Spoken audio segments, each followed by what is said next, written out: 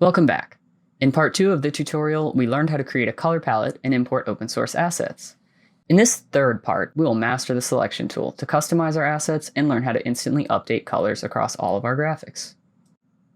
To get started, click on Open, navigate to the exercise files, and open the Illustrator file tagged with Part 3 Start. Now, before we move on, make sure your workspace is set to Essentials using the drop-down menu in the top right-hand corner. If your workspace still doesn't look like mine, you can choose Reset Essentials. Next, make sure the selection tool is active by choosing the black arrow at the top of the toolbar on the left edge of the screen, or pressing the V key. With the selection tool active, you can select any object by left-clicking on it. When multiple objects are grouped together, clicking any object within the group will select the entire group. If you take a look at the Layers panel and expand the Healthy Workspace layer, then expand either of the groups, you can immediately see why it's so beneficial to keep objects in a group. That's a lot of shapes, and grouped objects stay in sync when you move or resize them. You can resize an object or group by using the handles at the corner of the bounding box. Keep in mind that you'll need to hold down the Shift key to constrain the proportions when resizing objects so that they don't become distorted. If you make a mistake, you can undo an action by pressing Ctrl-Z or Command-Z on a Mac. If you undo too many times, you can redo an action by pressing Shift-Control or Command-Z. Go ahead and resize each group to fit within the artboard it's on. Now we've got more changes to make. So we'll start with the first artboard. Hold down the spacebar, then click and drag to move the first artboard to the center. Then zoom in a little by holding down the Alt key and scrolling up. And if you don't have a scroll wheel on your mouse, you can access the zoom tool by pressing the Z key, or by clicking the zoom tool on the toolbar. You can left-click to zoom in, or hold down Alt and left-click to zoom out. Now in this first scene, which corresponds to the Healthy Workspace subheading on our flyer, I like that this person is outside, but they don't look like they're getting any work done. So I'd like to replace them with a person from this asset down here. Now all you have to do to get rid of something is click on it and press the Delete key. But in this case, since the objects are grouped, that would cause me to delete the entire scene.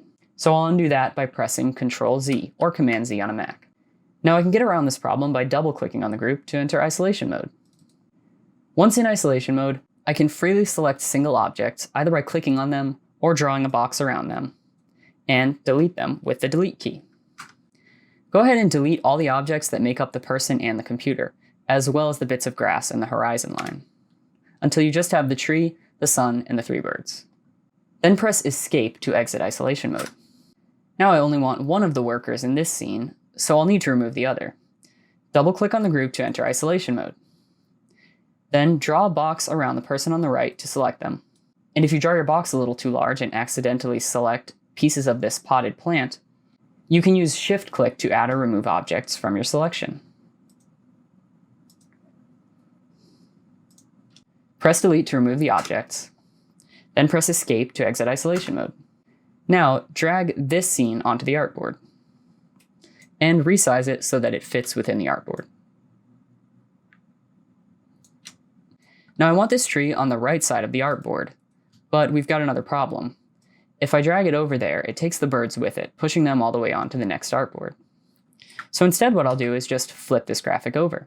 I can do that by right-clicking on the object and then selecting Transform Reflect.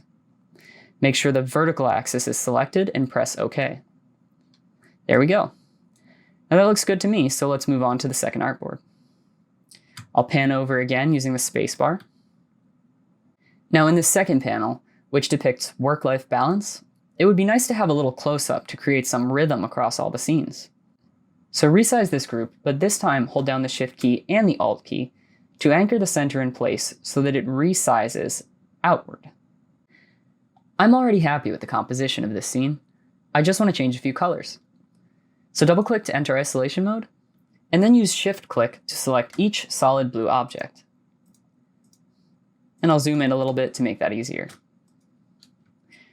Now zoom out until you can see your color palette, and press the I key to activate the eyedropper tool.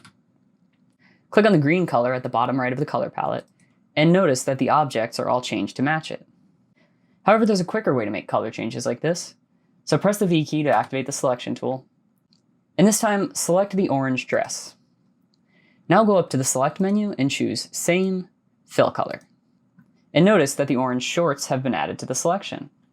Press the I key to activate the eyedropper, and choose the orange color at the top right of the palette this time. Then press Escape to exit isolation mode. Press V to switch back to the Selection tool, and then I want to show you one more way to bypass grouping, and that's with the Direct Selection tool. You can temporarily activate the Direct Selection tool, which is the white arrow on the toolbar, by holding down the Control key.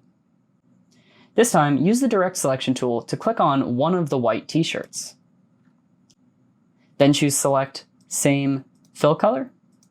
Activate the Eyedropper tool with the I key, then click on this eggshell white color at the top left of the color palette. Press the V key to switch back to the Selection tool, and I'd say we're done with that artboard. In the third panel, corresponding to the Take Breaks layer, the person looks like they're taking a stroll at night, which is great because so many remote workers keep odd hours. Let's emphasize that point by adding a crescent moon. But we don't have one of those in any of these scenes, so we'll have to create one. First, click on the dark blue color at the bottom left of the color palette to make that your active fill color. Then switch back to the Take Breaks layer by clicking on it. And now activate the Ellipse tool by right-clicking on the Rectangle tool on the toolbar and choosing the Ellipse tool, or by pressing the L key. Click and drag with the Shift key held down to create a perfect circle. Switch back to the Selection tool, then hold down Alt and drag the circle to duplicate it. Release it where it's still overlapping the first circle by about 75%. Now select both circles, then in the Properties panel, come down to the section labeled Pathfinder. The second icon, that looks like a solid square being eclipsed by a transparent square, is the -front command.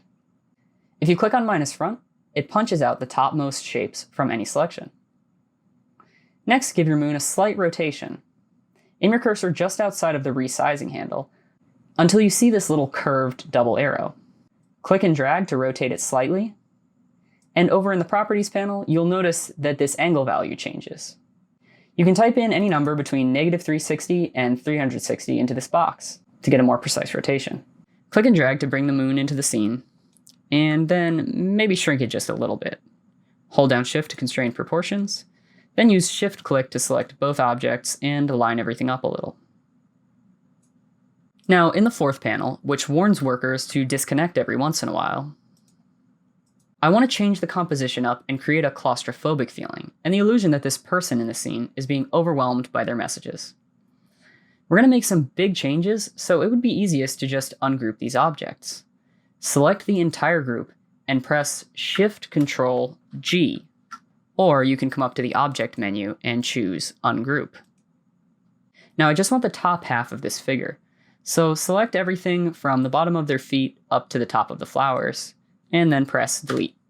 Now select the remaining half of the figure and press Ctrl-G to group the objects. Do the same for the messages, select them all and press Ctrl-G to group them. Then select the figure and resize it until it's close up in the foreground, just slightly overlapping the bottom of the artboard. And then resize the messages to fill the artboard. But we've got a problem. We need the messages in the background, and there's a couple ways to do this. If you expand the disconnect layer and take a look at the order of the groups, you can see that the messages group is on top of the figure, and that's why it appears above it. So you can either drag and drop to rearrange these, or you can right-click on the messages and choose Arrange, Send to Back. Next, I want to align the figure to the right edge of the artboard. So select the figure, then click on the Properties panel, and come down to the Align section. Make sure that Align to Artboard is chosen from the drop-down menu, and then click on this fourth icon labeled Horizontal Align Right. And finally, we'll align the messages to the center by clicking the Messages group and choosing Horizontal Align Center as well as Vertical Align Center. Now we're finally ready to export, but there's something that's been bugging me this whole time. The space between these two artboards is just a little bit larger than the space between these two. Now that won't matter for exporting purposes, but I'm going to go ahead and line them up for myself anyway. So I'll zoom out a little bit, and then I'll choose the Artboard tool to edit my artboards. And if I shift-click to select each artboard, then I can come over here to the Align section in the Properties panel and choose More Options. Selecting the Horizontal Distribute Center command will make sure that all 4 objects are evenly spaced. And now it's time to export. Head up to the File menu and click Export, then choose Export As. Save them as PNGs, and make sure you check the Use Artboards checkbox. Then click on Export. Make sure the background color is set to transparent, and click OK. Now, the files that we just created are PNGs with transparent backgrounds, and as is, they're ready to be imported into your projects. But one of the great things about the Adobe ecosystem is how all the products integrate to allow for updates on the fly. And in the next video, I'll show you how to link your Illustrator file to an InDesign file and import the assets directly from one to the other without ever exporting. So for now, go back to Illustrator and save your file. And this time save it as a final version.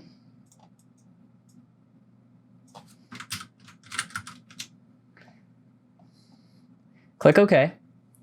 And that's it for part 3. In the 4th and final part of the tutorial, we'll learn about InDesign integration, and I'll provide a more personalized exercise which you can use to create a portfolio project.